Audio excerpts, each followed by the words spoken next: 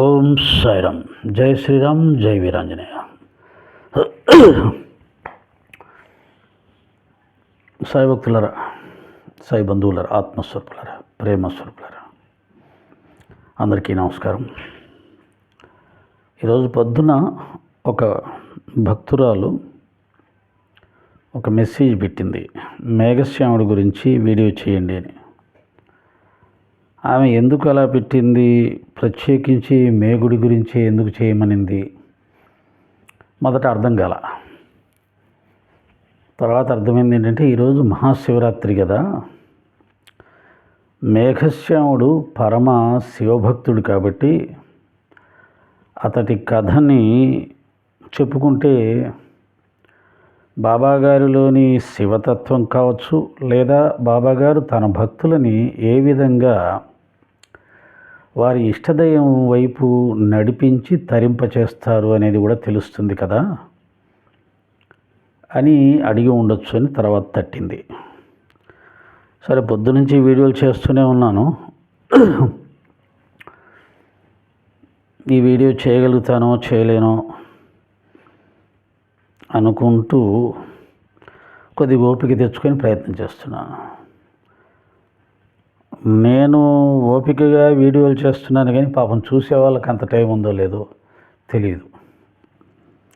బహుశా నా వీడియోలు అలా రోజుకు ఒకసారి 2, 3, 4 కూడా వస్తున్నట్టున్నాయి. సరే, ఆలోచన వచ్చినప్పుడే చేయడం మంచిది కదా. రేపు మనది కాదు, మరుక్షణము మనది కాదు. చేసేస్తే అందులో ఉండిపోతుంది, ఇవాళ కాబట్టి రేపు చూసుకుంటారు అనే ఉద్దేశంతో చేస్తూ వెళ్తున్నాను. మేఘశ్యాముడు, మేఘుడు, సాయి భక్తులలో అతను కూడా ఒక గొప్ప భక్తుడు. ఎంత గొప్ప భక్తుడంటే, అతడు శరీరం విడిచినప్పుడు సాయిబాబా వారు అతడి పార్థివ శరీరం మీద చేయిబెట్టి, ఇతను నా నిజ భక్తుడు అని చెప్పించుకున్నంత గొప్ప భక్తుడు. అలాగే మేఘుడికి వెనక ముందు ఎవరూ లేరు, బంధువులు. అందుకని అతని యొక్క కర్మకాండకు సంబంధించిన విధి విధానాలు,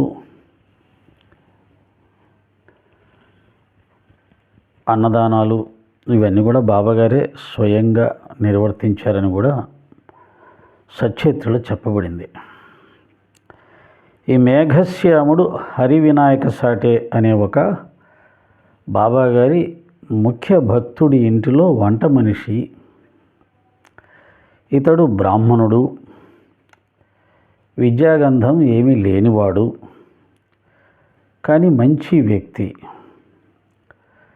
కాబట్టి సాటే గారికి అతని మీద చాలా ప్రేమ, దయ. అంచేత అతనికి ఓం నమ శివాయ అనే పంచాక్షరి మంత్రాన్ని ఉపదేశించాడని,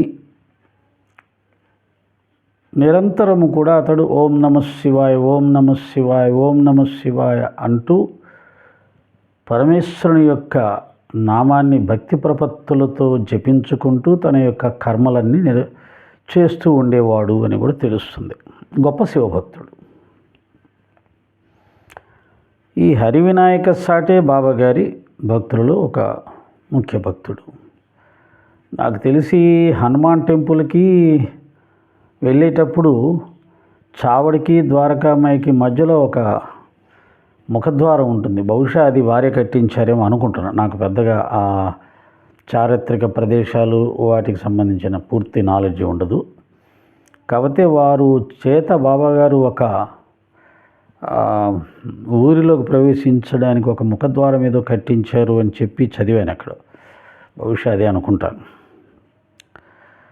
ఇతను బాబాగారి యొక్క సాహచర్యాన్ని బాగానే అనుభవించి బాబాగారిలో ఉన్నటువంటి దైవత్వాన్ని చూసి ఆశ్చర్యపోయి ఆనందపడి ఎప్పుడు బాబా దగ్గరికి వచ్చిపోతూ ఉండేవాడు. అటువంటి హరివినాయక్ సాటే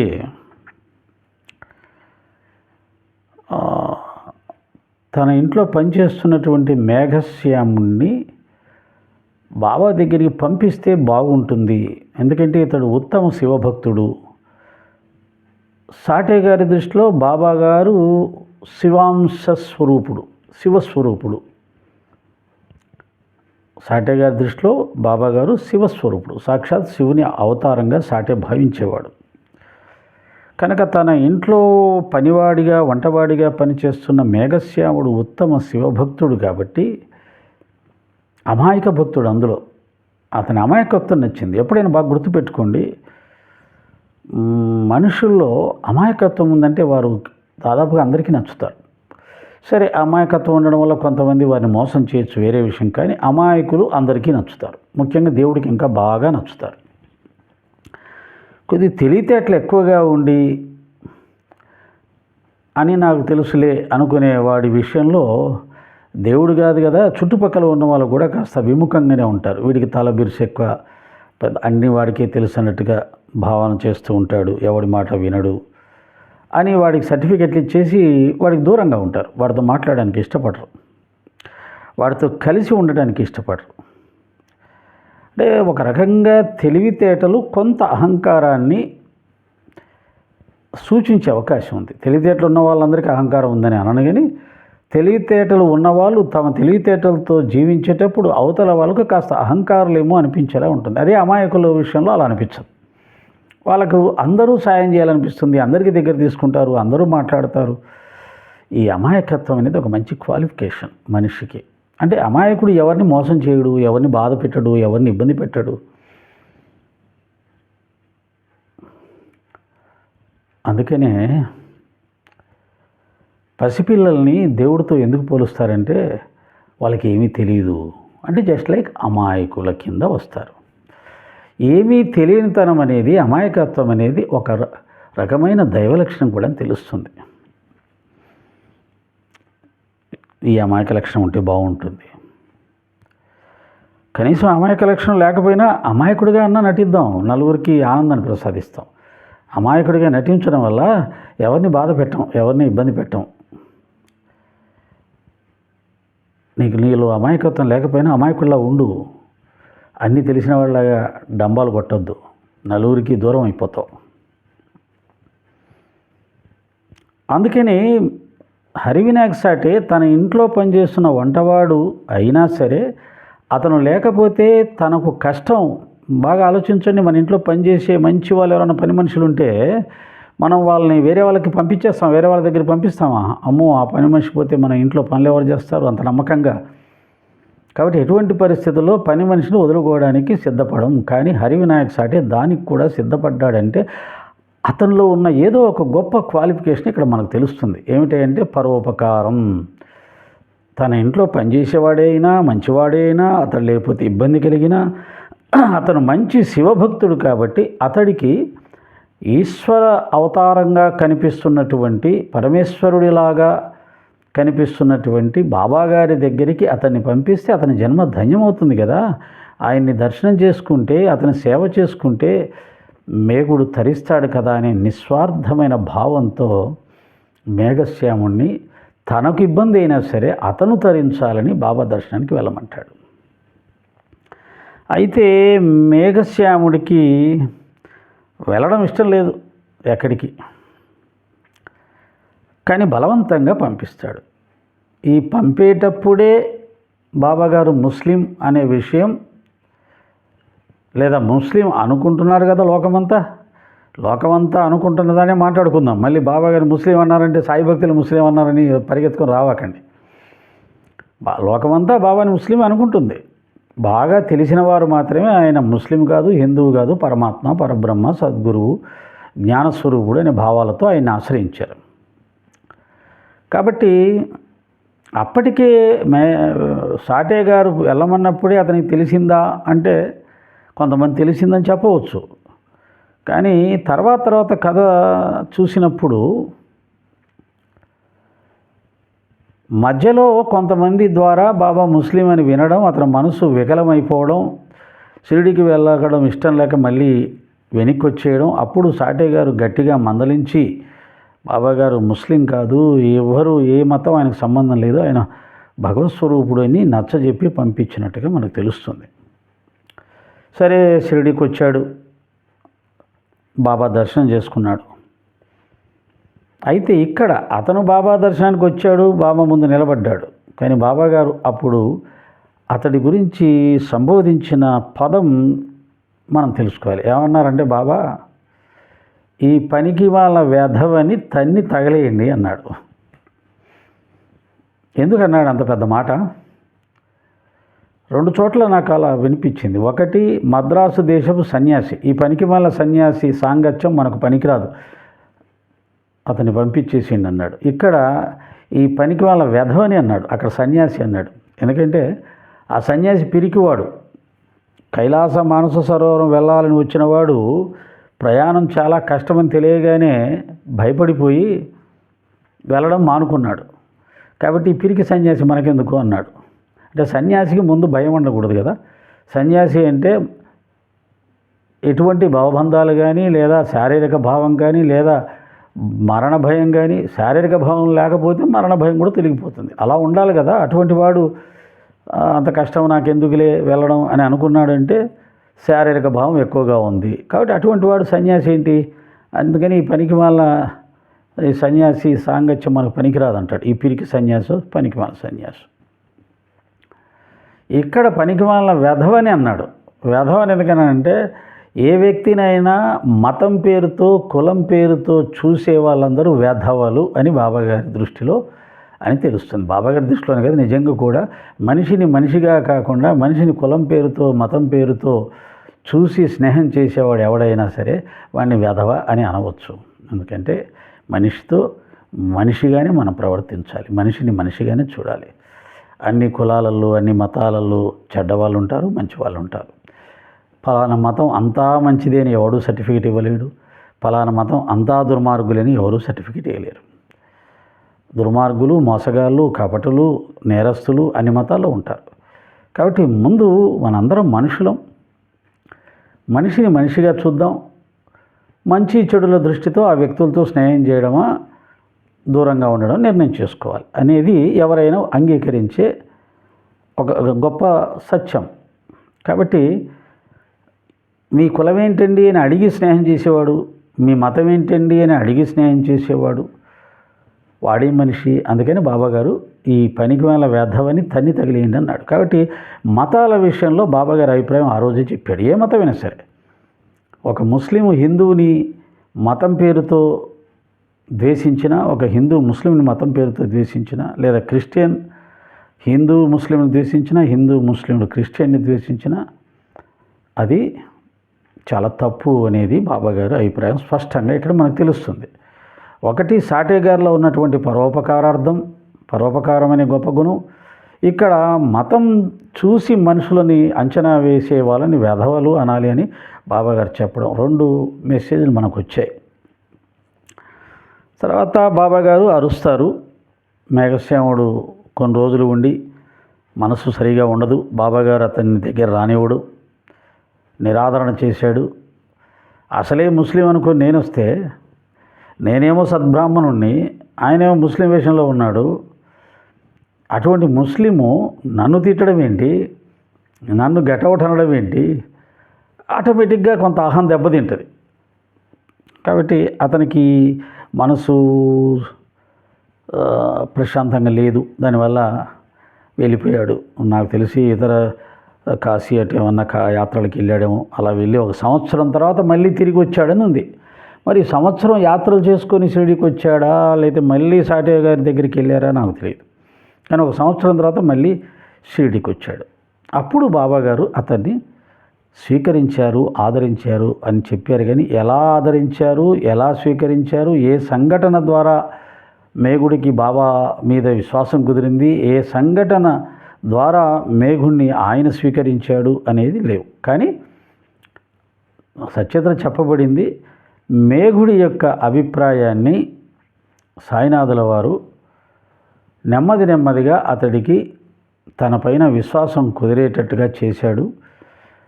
బాబా శివస్వరూపము, శివుని అవతారం అని నమ్మకం కలిగేలా చేశారు అని చెప్పి మాత్రం చెప్పబడింది. అలా మేఘశ్యాముడు బాబాగారి భక్తులలో చేరిపోయాడు.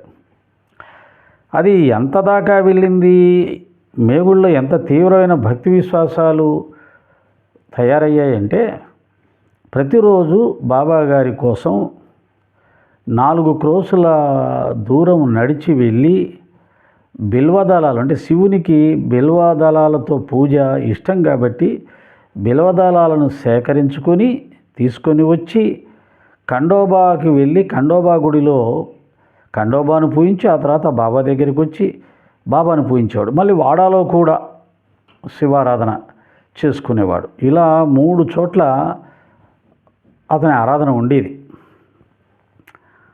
ముఖ్యంగా 4 క్రోసుల దూరం బిల్వదళాల కోసం నడిచి వెళ్ళడం సాధ్యమవుతుందా? నా వరకు నేను చెప్పాలంటే నా తోటలో ఉన్న పూలు 4 కోసి బాబాగారి పాదాల దగ్గర పెట్టడానికి కూడా బద్ధకమే. ఏమిటండి మీకు అంత బద్ధకం? మరి సత్సంగాలు ఎలా చెప్తున్నారంటే అది అంతే, ఒక్కొక్కరికి ఒక్కొక్క దాని మీద శ్రద్ధ ఉంటుంది. నాకు ఈ పూజా విధానం మీద కాస్త శ్రద్ధ తగ్గిపోయింది. మానసికంగా భగవంతుణ్ణి ప్రార్థన చేసుకోవడం, కీర్తించుకోవడం, భావన చేసుకోవడం, ఏకాంతంగా ఉండడం, మనలో మనం ఉండడం, కళ్ళు మూసుకొని ఉండడం, అంతర్ముఖంగా ఇవి కొన్ని వచ్చేసరికి అవి కొన్ని తొలగిపోయాయి. కానీ మేగుడు 4 క్రోసుల దూరం, అంటే దాదాపు 7-8 మైళ్ళు, క్రోసులు అంటే మైళ్ళే, కిలోమీటర్లు అయితే 7-8 కిలోమీటర్ల దూరం నడుచుకుంటూ వెళ్ళి బిల్వపత్రాలు కోసుకొని వచ్చేవాడు.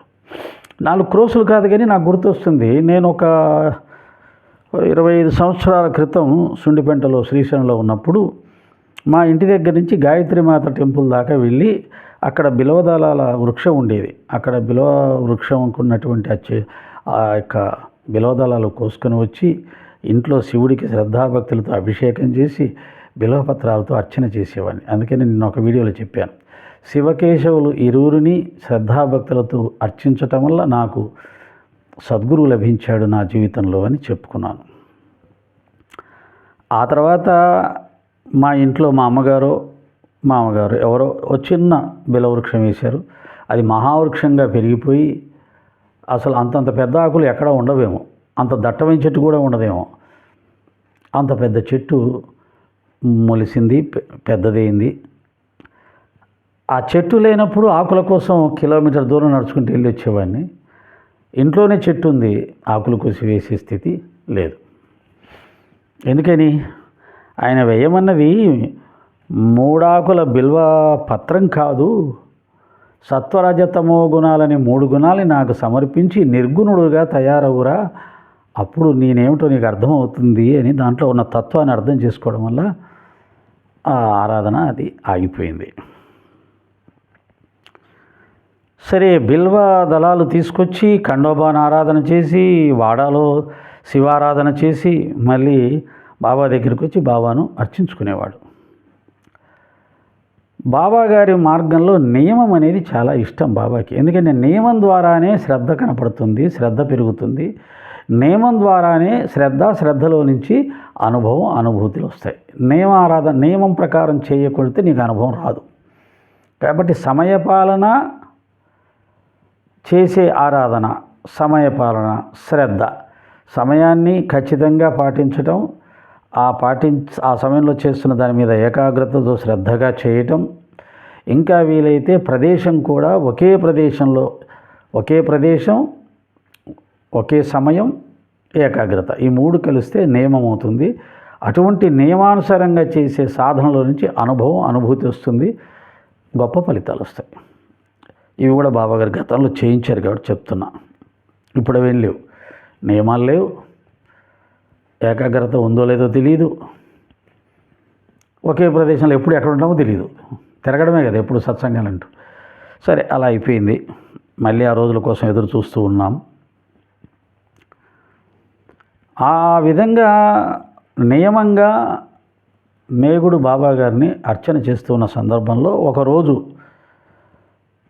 ఆ బిల్వపత్రాలు తీసుకొని వచ్చి ఖండోబా గుడికి వెళ్తే ఖండోబా గుడి తాళం వేసేసింది, తలుపేసింది. సరే, తలుపేసిందని బాబా దగ్గరికి వచ్చేసాడు. బాబా దగ్గరికి వచ్చి బాబాను పూజించడానికి ప్రయత్నం చేస్తే బాబా ఒప్పుకోల. నువ్వు ఖండోబా దేవుని పూజించకుండా వచ్చావేంటి, వెళ్ళు అక్కడ పూజించుకొని రాపో అంటాడు. ఖండోబా టెంపుల్ మూసేసింది బాబా. ఖండోబా గుడి అందాం, మనకు అన్ని ఇంగ్లీష్ పదాలు అలవాటేనే కదా. గుడి మూసేసింది బాబా అంటాడు. లేదు లేదు ఇప్పుడు తెలిసే ఉంది మేఘా, వెళ్ళు అంటాడు. అలా పంపిస్తాడు.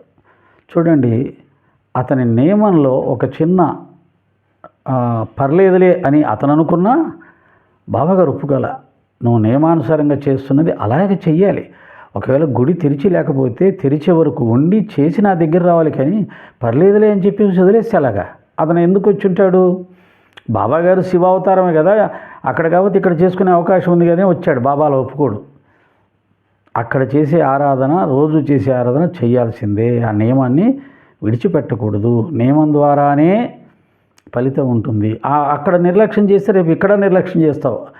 ఇక్కడ ఉన్నటువంటి బాబా అంతటా ఉన్నాడు కదా, సర్లే లేకపోతే వెళ్ళిపోదాం ఇంకో చూడదు, అట్లా ఇప్పుడు నాలాగే అంతటా ఉన్నాళ్ళు ఏం చేస్తాను, నాలోనే ఉన్నాళ్ళు ఏం చేస్తానులే, ఇలా తయారైపోతాం. కాబట్టి నిర్లక్ష్యం పనికిరాదు. నియమము, శ్రద్ధ ఇవన్నీ చాలా అవసరమని మేఘశ్యాముడికి నేర్పించారు బాబా. దీన్ని బట్టి బాబాగారు సనాతన ధర్మంలో చెప్పబడినటువంటి శ్రద్ధ, భక్తులు, విగ్రహారాధన హిందువులు మర్చిపోయినా, హిందువులు నిర్లక్ష్యం చేసిన ఆయన వారిని విడిచిపెట్టకుండా ఆ మార్గంలో ఎంత గొప్పగా నడిపించాడు అనడానికి ఇది మరొక నిదర్శనం. అలా మేఘుడు ఖండోబా టెంపుల్కి వెళ్ళేసరికి టెంపుల్ తెరిచేసింది. అప్పుడు మూసేసింది, ఇప్పుడు తెరిచారు. సర్వజ్ఞుడు కాబట్టి ఆయనకు తెలుసు. అప్పుడు మూసి ఉండవచ్చు, ఈయన ఇక్కడికి వచ్చేసరికి తెరిచి ఉండవచ్చు పూజారి వెళ్ళి. అప్పుడు వెళ్ళి ఖండోబా ఆరాధన చేసుకొని మళ్ళీ బాబా దగ్గరికి వస్తే అప్పుడు బాబా గారు ఆయన పూజను స్వీకరిస్తారు.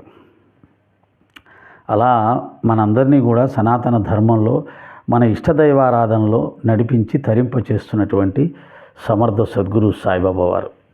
కాబట్టి సచ్చరిత్ర జాగ్రత్తగా ప్రేమగా చదివితే ఇవన్నీ అర్థమవుతాయి. వెటకారంగా, ఎగతాళిగా, శ్రద్ధ లేకుండా దీంట్లో ఎక్కడ తప్పులు లాగుదామా, ఎక్కడ తప్పులు లాగి జనాల్లో స్ప్రెడ్ చేసేసి బాబా గారిని చెడు చేద్దామనే దృష్టితో చూస్తే ఏం దొరుకుతుంది? సరే, మనసు మళ్ళీ అక్కడికి వెళ్తుంది, అనవసరం, వదిలేద్దాం.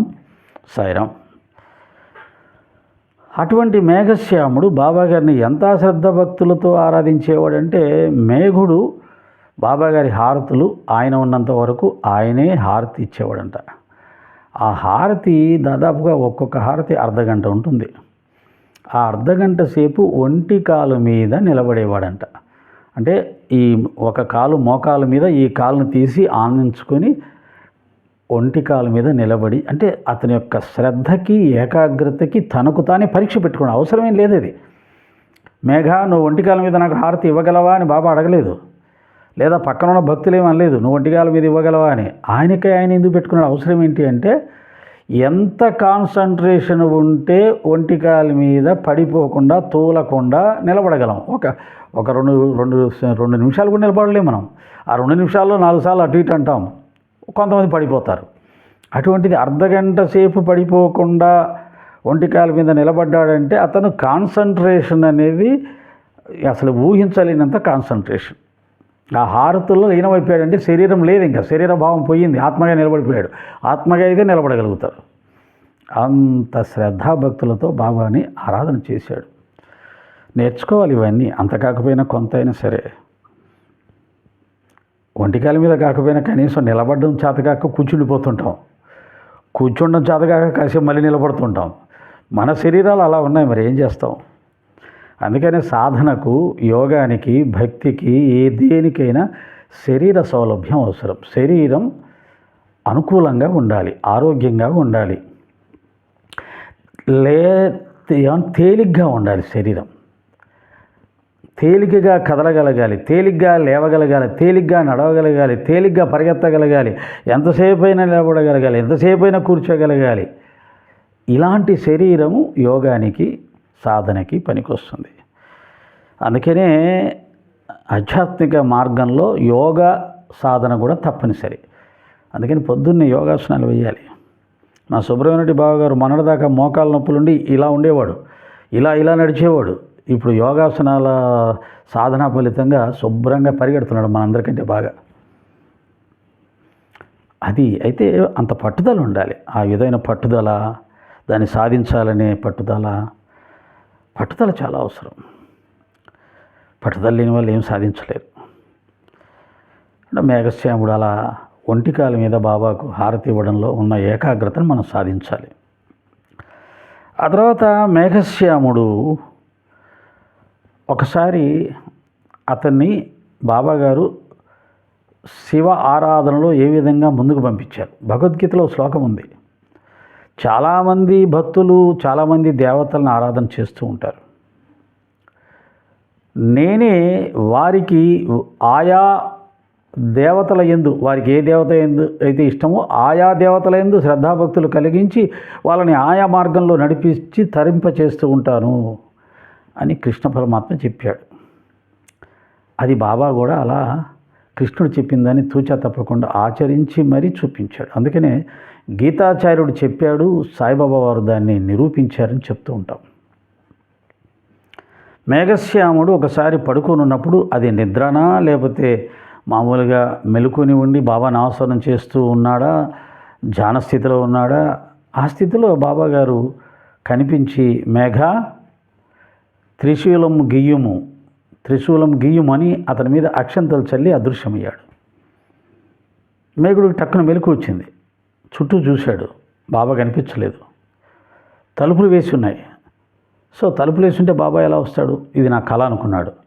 కానీ చుట్టూ చూస్తే అక్షంతలు కనిపించాయి. అయిపోయింది, ఆశ్చర్యపోయాడు. బాబా లేడు, ఓకే, తలుపు వేసి ఉంది, ఓకే, మరి అక్షంతలు ఎలా వచ్చాయి? పెద్ద డౌటు. అసలు ఇదేంటిది, స్వప్నమా నిజమా రెండు తేల్చుకోలేని పరిస్థితి. వెంటనే బాబా దగ్గర పరిగెత్తుకొని వచ్చాడు. రాగానే సర్వజ్ఞుడైన బాబా అన్నాడు, ఏమిటి, నేను చెప్పింది నిజమా అబద్ధం అని తెలుసుకోవడానికి వచ్చావా అన్నాడు. మేఘుడు అన్నాడు, అవును బాబా, మీరు వచ్చినట్టుగా స్వప్నం అనిపించింది, కానీ వేసిన తలుపులు వేసినట్టుగానే ఉన్నాయి, పక్కన చూస్తే అక్షంతలు ఉన్నాయి, కానీ మీరు లేరు, నాకేం అర్థం కాలేదు పాప అంటే, జరిగినది నిజమా అబద్ధమా అని తెలుసుకోవడానికి వచ్చావా? నిజమే. నేను రావడానికి, నేను ప్రయాణించటానికి నాకు ఎటువంటి వాహనాలు అవసరం లేదు, విమానాలు అక్కర్లేదు, నేను ఎక్కడికైనా రాగలను, నేను ఎక్కడికైనా ఎలాగైనా ప్రయాణించగలను, ప్రయాణించడం నాకు ఆ వాహనాలు అవసరం లేదు, నేను అంతటా ఉన్నాను, ఈ తలుపులు తాళాలు ఇవన్నీ నన్ను అడ్డుకోలేవు, నేను చెప్పింది నిజమే, వెళ్ళి వాడాలో త్రిశూలం గీయు, వెళ్ళు అని ఆదేశించాడు. బాబాకి నమస్కారం పెట్టి వెళ్ళిపోయాడు. త్రిశూలం గీయడం అంటే త్రిశూలం గోడ మీద ఒక ఆర్ట్ గీయడం మొదలుపెట్టాడు. త్రిశూలాన్ని గీస్తున్నాడు. ఆ త్రిశూలం పూర్తయ్యే సమయానికి ఒకరోజు నాసిక్ నుండి ఒక బ్రాహ్మణుడు బాబా దర్శనానికి వచ్చి బాబా గారికి లింగాన్ని అంటే శివలింగాన్ని సమర్పించుకున్నాడు. అప్పుడే మేఘశ్యాముడు అక్కడికి వచ్చాడు. అప్పుడు బాబా అన్నమాట అద్భుతం. మహానుభావులు సద్గురువులు వాళ్ళు మాత్రమే అలా అనగలరు, మనం అనలేం. మనమైతే ఏమంటాం, మేఘుడు రాగానే మేఘ ఇదిగో ఇతను లింగాన్ని తీసుకొని వచ్చాడు, నీకు లింగం ఇష్టం కదా తీసుకెళ్ళి ప్రతిష్ఠించుకుంటాం. కానీ బాబా అలా అనలా. మేఘ ఇదిగో శివుడు వచ్చాడు, శివుణ్ణి వాడాలో ఆ త్రిశూలం దగ్గర ప్రతిష్ఠించుకో అన్నాడు. బాబా దృష్టిలో అంతా పరమాత్మతత్వము, పరమాత్మ స్వరూపమే తప్ప ఇది కుర్చీ, ఇది సోఫా, ఇది రాయి, ఇది రప్ప, వీడు ముస్లిం, వీడు హిందూ, ఈ చెత్త లేదు ఆయనకి. ప్రపంచంలో అణువణువున పరమాత్మే కనబడుతున్నాడు. కాబట్టి లింగం అనలేదు ఆయన, శివుడు వచ్చాడు అన్నాడు. బాబాకు మనకు అదే తేడా. మనం ఇంట్లో ఉన్న ఫోటోని ఫోటో అంటాం, బాబాగారి ఫోటో భలే ఉంది కదండి అంటాం. చాలామంది గుర్తుపెట్టుకోండి, ఎంత సూక్ష్మంగా మనం ఆలోచించాలి అంటే, నేను చూస్తుంటాను మంచి భక్తులే, బాబా అంటే చాలా ప్రేమ, ప్రవచనాలు అద్భుతంగా చేస్తుంటారు, బాబా గురించి మంచి అవగాహన అన్నీ ఉంటాయి. కానీ ఎక్కడ దొరికిపోతారంటే బాబాగారి ఫోటో ఒక పుస్తకం అక్కడ ఉంటుంది. వెంటనే ఎవరన్నా ఏదన్నా ఒకటి తెచ్చిస్తే, పండో కాయో పెన్నో ఏదో తెచ్చిచ్చాను, దాన్ని తీసుకెళ్ళి ఆ పుస్తకం మీద పెడతారు. అంటే పుస్తకం మీద బాబా ఫోటో ఉంటుంది, ఆ ఫోటో మీద ఆ పెన్నో పండో ఇంకోటో ఏది వస్తువు అయితే ఆ వస్తువు తీసుకెళ్ళి అనేది ఆ పుస్తకం మీద పెట్టి, అది పుస్తకమే వారి దృష్టిలో కాబట్టి పెట్టారు. బట్ ఆ పుస్తకం మీద ఉన్న బాబా స్వయంగా బాబానే అనే భావన ఎవరికైతే ఉంటుందో, అంత సూక్ష్మంగా ఎవరైతే ప్రతి క్షణం బాబా గురించి ఆలోచిస్తూ బాబాను అనుసంధానం చేస్తూ అణువణువున బాబా స్వరూపంగా భావించుకుంటూ, అణువణువున అన్నప్పుడు మరి బెంచ్ మీద పెడితే ఆయన కూడా కాదు, అంత అక్కర్లేదు. బాబా రూపంగా కనిపిస్తున్నది ఏదైనా బాబానే అనే కనీసం అంతవరకైనా, ఎందుకంటే అంతటా ఆయన చూస్తే ఇంక పనులు అయిపోతాయి. కానీ బాబా గారి రూపంతో ఉన్న ఒక పుస్తకమో ఒక ఫోటోనో ఏదో ఉన్నప్పుడు దాని మీద మరొక వస్తువును పెట్టుతున్నావు అంటే నీకు అది కూడా ఒక వస్తువు, ఒక పుస్తకము, ఒక ఫోటోనే తప్ప బాబా ఆకారంతో ఉన్నాడు. కాబట్టి ఆయన నా గురువు, ఆయన అక్కడ ఉన్నాడు అనేంత భావనని నువ్వు ఏర్పాటు చేసుకోకపోతే, భక్తిని నువ్వు ఏర్పాటు చేసుకోకపోతే, శ్రద్ధను నువ్వు ఏర్పాటు చేసుకోకపోతే నీ భక్తి వృద్ధి చెందడం కష్టం. అంటే అలా జాగ్రత్తగా ఉండాలి.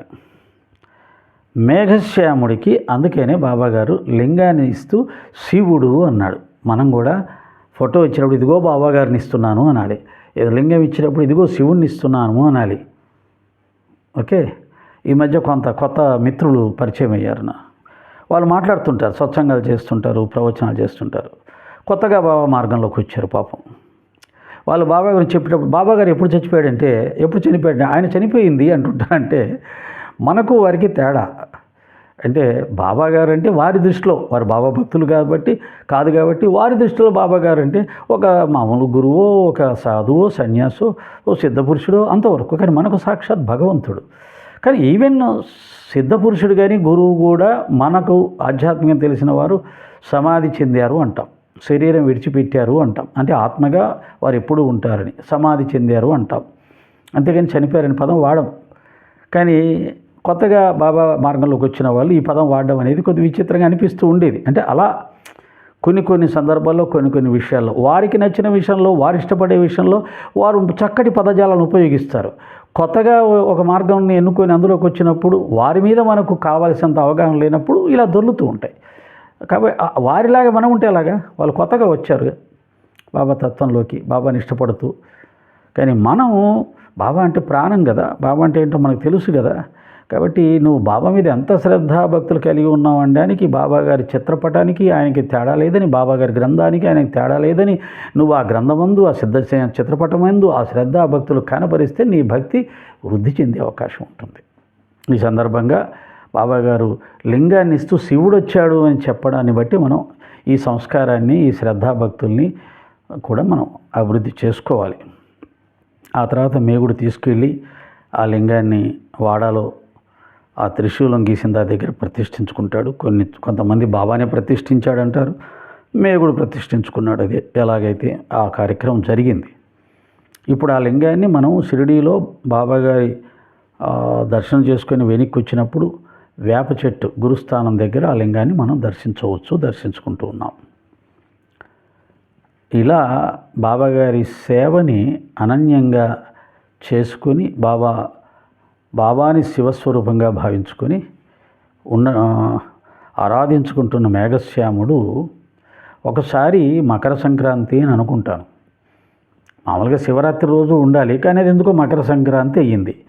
ఆ సంక్రాంతి రోజు బాబా గారిని గోమతి నదీ తీర్థాన్ని తీసుకొని వచ్చి బాబాను అభిషేకం చేసుకోవాలి. నేను బాబా సాక్షాత్తు శివస్వరూపుడు కదా, ఆయన నేను అభిషేకం చేసుకోవాలి, శివుడికి అభిషేకం ఇష్టం, శివభక్తుడికి అభిషేకం ఇష్టం అని చెప్పేసి, బాబా నేను ఈరోజు గోమతి నదీ తీర్థం తీసుకొచ్చి మిమ్మల్ని అభిషేకించాలనుకుంటాను, మీరు కాదనొద్దు అన్నాడు.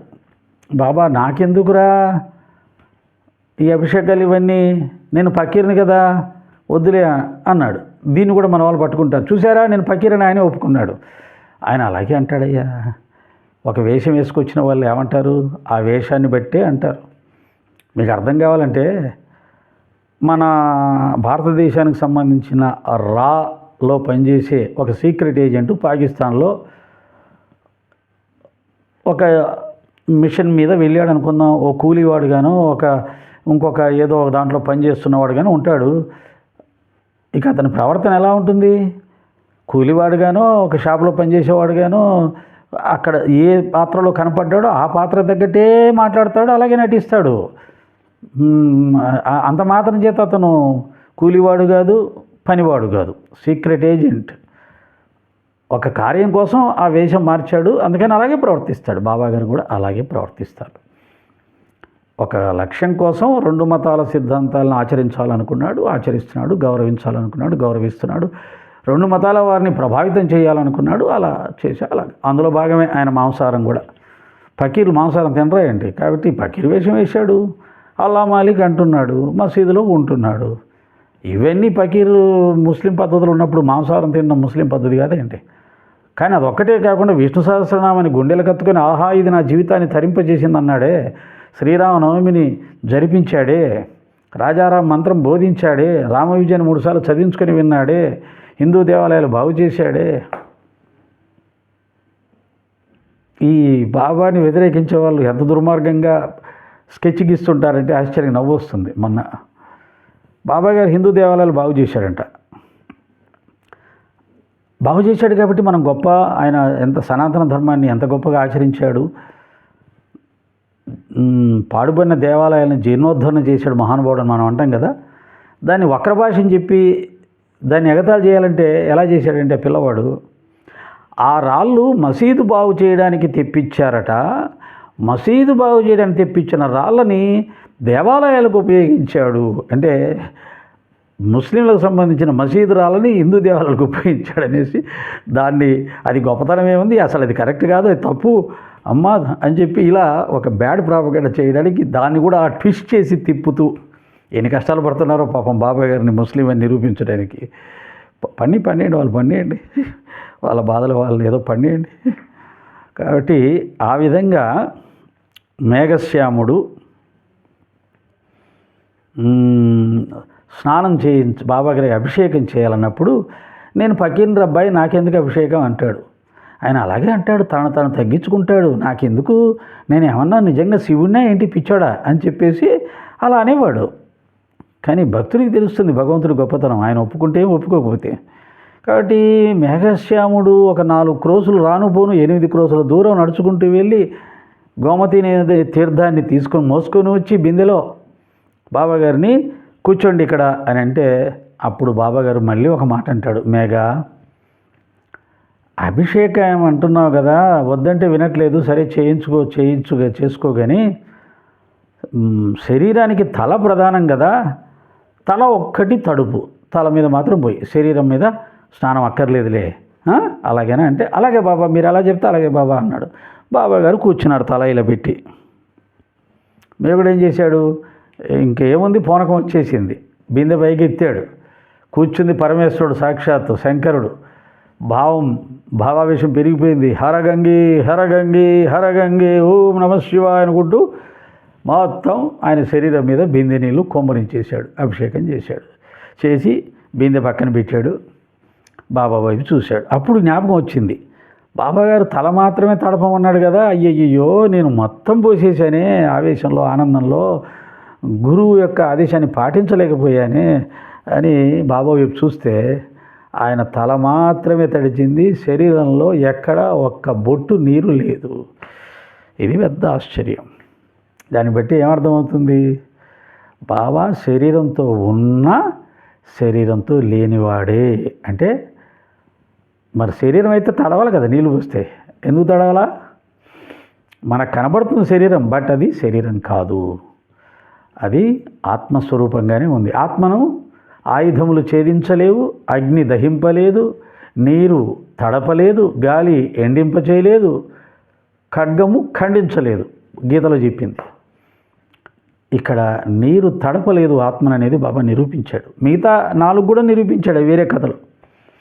అందుకనే గీతాచార్యుడు చెప్పాడు, సాయిబాబా వారు దాన్ని నిరూపించారు అని చెప్తూ ఉంటాం. ఆశ్చర్యపోయాడు, బిందె పక్కన పెట్టాడు. చూస్తే బాబా తల మాత్రమే తెడిచింది, శరీరంలో ఎక్కడ నీటి బొట్టు లేదు. మహానుభావ పరమేశ్వర పరంధామ పరాత్పర అని ఆయన పాదాల మీద పడి నమస్కారం పెట్టుకున్నాడు.